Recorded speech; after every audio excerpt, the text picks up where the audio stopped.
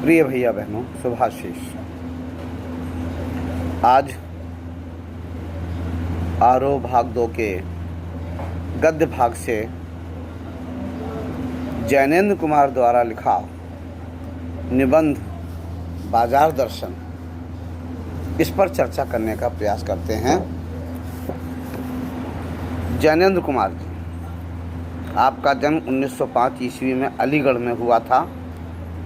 इनकी प्रमुख रचनाएं परख, अनाम स्वामी, सुनीता त्यागपत्र, कल्याणी, जयवर्धन, मुक्तिबोध एक उपन्यास है, वातायन, एक रात, दो चिड़िया, फांसी, नीलम देश की राजकन्या, पाजेब एक कहानी संग्रह है, प्रस्तुत प्रश्न, जड़ की बात, पूर्वोदय, साहित्य का श्रेय और प्रेय, सोच विचार, समय और हम, विचार प्रधान निबंध संग्रह। प्रमुख पुरस्कार साहित्य अकादमी पुरस्कार, भारत भारती सम्मान, भारत सरकार द्वारा पद्म भूषण से भी आपको सम्मानित किया गया।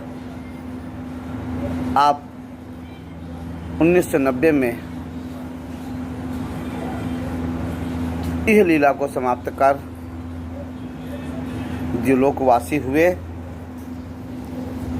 आपके द्वारा अपने पाठ्य पुस्तक में पाठ्यक्रम बाजार दर्शन एक निबंध, जो आज से अनेक दशक पूर्व लिखा गया, लेकिन वह आज के बाजार का वास्तविक दर्शन कराता है। इस निबंध में लेखक ने गहन वैचारिकता और साहित्य सुलभ लालित्य का सुंदर चित्रण किया है। हिंदी में जब उपभोक्तावाद एवं बाजारवाद पर व्यापक चर्चा पिछले 1-1.5 दशक पहले शुरू हुई थी, पर कई दशक पहले लिखा गया जैनेन्द्र कुमार जी का यह लेख आज भी मूल अंतर्वस्तु को समझाने के लिए अद्वितीय है। वे अपने परिचितों मित्रों से जुड़े अनुभव बताते हैं और स्पष्ट करते हैं कि बाजार एक जादुई ताकत है और वह अपनी जादुई ताकत से कैसे मनुष्य को गुलाम बना लेता है। आज का बाजार एक माया जाल है। मनुष्य यदि अपनी आवश्यकताओं को निश्चित किए बिना बाजार में जाता है तो वह उस माया जाल में फंस जाता है और उस माया जाल में फंसने के उपरांत उसके मन में असंतोष, तृष्णा, ईर्ष्या उसको ऐसे घायल कर देती है कि वह अवसादग्रस्त हो जाता है, डिप्रेशन में चला जाता है। क्यों? कि यदि पैसा नहीं है, चीज़ें आकर्षित कर रही हैं, वो वह उनको खरीद नहीं पा रहा है। और यदि पैसा है तो पैसों की ताकत से वह जिन वस्तुओं की आवश्यकता नहीं है उनको भी खरीदता चला जा रहा है। तो इस तरह से मनुष्य के मन में असंतोष, तृष्णा और ईर्ष्या बसती चली जाती है आज के इस चकाचौंध भरे बाजार को देखकर। इस मूल भाव को जैनेन्द्र कुमार जी ने बड़ी सहजता के साथ, सरलता के साथ अपने मित्रों से चर्चा करते हुए, अनेक उदाहरणों को देते हुए, अनेक कहानियों के माध्यम से, कुछ कहानी के किस्से के माध्यम से और जैसे भी हो मनुष्य को यह समझाने का प्रयत्न किया है, मानव मात्र को समझाने का प्रयत्न किया है कि ये आज का बाजार केवल मनुष्य के मन में चकाचौंध पैदा तो कर रहा है और एक दूसरे को ठगने का भाव भी जागृत कर रहा है। ग्राहक सोचता है कि मैं दुकानदार को ठग लूँ, दुकानदार सोचता है कि मैं ग्राहक को ठग रहा हूँ। दोनों के मन के अंदर के सद्भाव खत्म हो गए। क्यों? आवश्यकता से अधिक वस्तुएं आज बाजार में दिखाई दे रही हैं अनेक अपनी चमकों को, अपनी चमक से लोगों को आकर्षित कर रही हैं, और उस बाजारवाद को पुष्ट करने वाला जो अर्थशास्त्र है, लेखक ने उसे अनीति शास्त्र तक कह डाला। लेखक के मन में ये आज का बाजार, ये मानवता को नष्ट करने वाला बाजार लगता है। ये मनुष्य मात्र के मन में स्वार्थ परायणता का भाव जागृत करने वाला लगता है। उसे लगता है कि आज का ये बाजार वास्तव में जीवन मूल्यों पर घटित नहीं होता है, अपने जीवन मूल्यों को नष्ट करने का भाव पैदा करता है। एक बहुत अच्छी इसमें कहानी दी गई है भगत जी को लेकर कि एक दिन लेखक, वैसे तो दो मित्रों की कथा दी गई है कि पहले मित्र से जब मिलता है लेखक तो पूछता है, भाई बाज़ार गए थे? अरे लेने तो एक दो चीज़ ही गया था, लेकिन श्रीमती जी साथ थी तो बाज़ार पूरा उठा लाए, इतने सारे पैकेट उठा लाए, सामान का बोझ उठा लाए।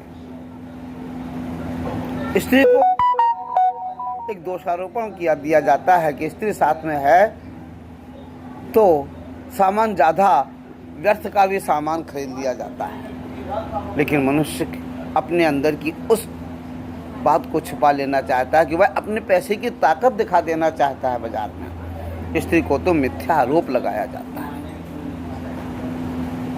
वह अपने पैसे की ताकत को दिखाकर, जिसके पास पैसा नहीं है कोई भी साथ चला जाए तो वह आवश्यकता से अधिक सामग्री क्यों खरीदेगा। ऐसे एक और मित्र की बातों को लेकर कि बाजार का सामान है तो किसके लिए, बाजार है तो सामान तो लिया ही जाएगा, खरीदा ही जाएगा, क्योंकि पैसा उसके पावर के और उसके अहम को पुष्ट करता है। इसी के विपरीत एक मित्र जो बाजार जाता है और खाली हाथ लौट आता है, उससे पूछा, भाई कुछ लाए नहीं? बोले कुछ समझ में ही नहीं आ रहा था क्या खरीदूं, बहुत कुछ दिखाई दे रहा था, जिस दुकान पर जाओ उस दुकान पर हर चीज़ें दिखाई दे रही थी, तो कुछ तय ही नहीं कर पाया कि मैं खरीदूं क्या। क्यों? क्योंकि उसे वह बाजार आवश्यक वस्तु को खरीदने गया ही नहीं था। जब तक बाजार जाने से पूर्व यह तय न हो कि मुझे क्या खरीदना है, तब तक बाजार भी आपके लिए उपयोगी नहीं है। आप बाजार को भी ठग रहे हैं, आप बाजार के साथ छल कर रहे हैं, अपने साथ छल कर रहे हैं। आप डिप्रेशन में जाने की योजना बना रहे हैं, आप अवसादग्रस्त होने की योजना बना रहे हैं, क्योंकि आपका पास कुछ निश्चित ध्येय नहीं है, लक्ष्य नहीं है। और वहीं एक सरल व्यक्तित्व भगत जी का किस्सा दिया गया है कि लेखक के बगल में एक भगत जी रहते थे। उनका प्रतिदिन एक काम था कि चूरमा बनाना और बेचना, और इतना ही नहीं, बड़ी ईमानदारी के साथ। उन्हें पता है कि मुझे 6 पैसे मुझे दिन भर में आ जाने चाहिए, और 6 पैसे जैसे ही आए वे चूर्ण बच्चों को फ्री बांट दिया करते थे। कुछ लोग उन पर दया करके उनको अधिक पैसा देना चाहते हैं, लेकिन वे लेते ही नहीं। लक्ष्मी उनको पास आने के लिए मचलती है, लेकिन वे आवश्यकता से अधिक पैसा लेते ही नहीं। और बाजार जाते हैं तो बाजार जाते समय गली में चाहे जितने अच्छे से अच्छी चमक चौंध पैदा कर देने वाली सामग्रियां दिखाई दे रही हों, वे सीधे पंसारी की दुकान पर केवल काला नमक, जीरा आदि अपने चूर्ण की सामग्री, उनका लक्ष्य है कि चूर्ण की सामग्री खरीदना है। वहाँ पहुँचने के बाद अपना सामान खरीदा, बाजार उनको आकर्षित ही नहीं करता। उनके मन में और किसी चीज़ के प्रति आकर्षण पैदा होता ही नहीं, क्योंकि वे अपने आप में संतुष्ट रहने वाले व्यक्तित्व हैं। तो मनुष्य के मन में जब तक संतुष्टि नहीं आएगी, और ये संतुष्टि कब आती है? जब मन के अंदर आवश्यकता से अधिक व्यय करना, क्रय करना, इस चीज को नष्ट नहीं कर देता है मनुष्य, आत्मबल पैदा नहीं कर लेता है मनुष्य, तब तक उसके मन में यह शक्ति नहीं आ पाती। बलपूर्वक पैसा के अभाव में नहीं खरीदा तो संतुष्टि नहीं है, वो आपने अपने मन को मारने का प्रयास किया है। तो लेखक कहता है अपने मन को नहीं मारना है, बल्कि अपने आप को संयमित करना है, अपने आप को लक्ष्य तय करना है कि संसार है, संसार में बहुत कुछ दिखाई देता है, हमें क्या लेना है, हमें कैसा जीवन यापन करना है। अनपेक्षा, अपेक्षाओं से रहित होगा, संग्रह करने की भावना पैदा नहीं करनी है, अनासक्त भाव से, निर्लोभ भाव से जीवन यापन करना चाहिए, तभी इस संसार में रहने की सार्थकता है।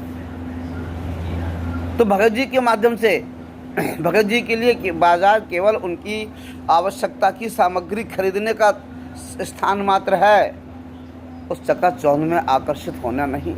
ये बाजार आज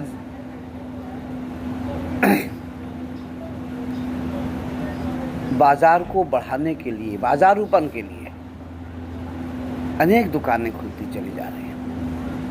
विज्ञापन, जिस तरह से विज्ञापन में चीज़ों की सत्यता को दिखाया जाता है, वो सत्यता होती नहीं है।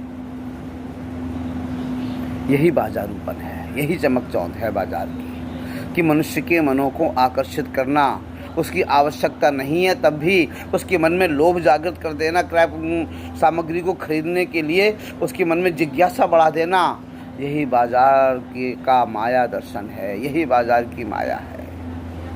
और इसी के कारण मनुष्य, कंपनी या दुकान ग्राहकों को ठगने का प्रयास करता है, और ग्राहक सोचता है कि शायद मैं दुकानदार को ठग रहा हूँ, लेकिन दोनों ही एक दूसरे को ठगते हैं। और यही बाजार, यही है संसार, कि मनुष्य सोचता है कि मैंने मनुष्य को ठग लिया। नहीं, कोई किसी को नहीं ठगता, मनुष्य ही अपने आप, वह स्वयं ही अपने आप को ठगता है। क्योंकि मनुष्य अपना शत्रु स्वयं है, अपना मित्र भी स्वयं है। गीता के 6 अध्याय में कहा गया है, उद्धरेदात्मनात्मानं नात्मानम् अवसादयेत्, आत्मैव ह्यात्मनो बंधु आत्मैव रिपुरात्मनः। मनुष्य को अपना उद्धार स्वयं करना चाहिए, क्योंकि मनुष्य ही अपना शत्रु है और अपना मित्र है। कोई किसी का उद्धार नहीं करता, कोई किसी का शत्रु नहीं, कोई किसी का मित्र नहीं। स्वयं मनुष्य अपने आप को, अपने आप अपना शत्रु है और अपना मित्र है। अपने आप को आज के इस बाजारूपन से बचाओ,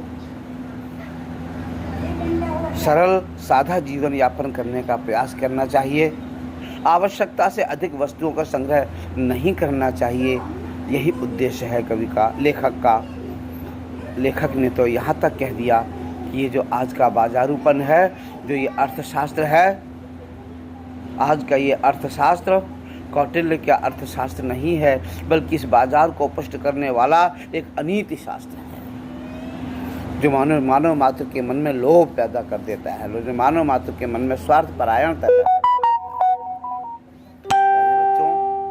अपने मन में भी यही भाव रखो कि मुझे इस संसार की माया से में लिप्त नहीं होना है, इस बाजार के माया में नहीं फंसना है। अपनी आवश्यकताओं की पूर्ति मात्र के लिए ही बाजार जाना है। हरि ओम।